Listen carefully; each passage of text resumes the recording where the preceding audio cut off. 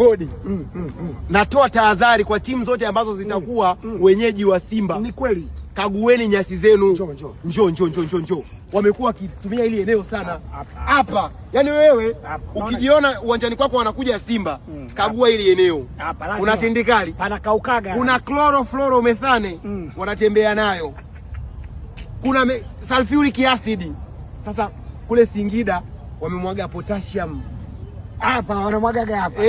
Hapa anajifanya anasogea kama sele tu. Unaweza kusema kama kimkojo cha au mchawikara baduchi. Jamani, kama una uwanja Simba wanakuja uwanjani kwako kwenye mechi, ili eneo liwekee ulinzi au ikiwezekana paweke tiles.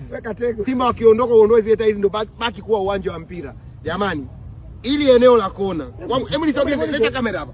Leta kamera hapa. Njoo. Ili eneo, ili hapa.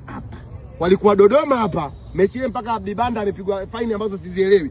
Ndio maana pameungua hapa. Zoom, leta simu hapa. Leta simu, sogea kameramani, njoo.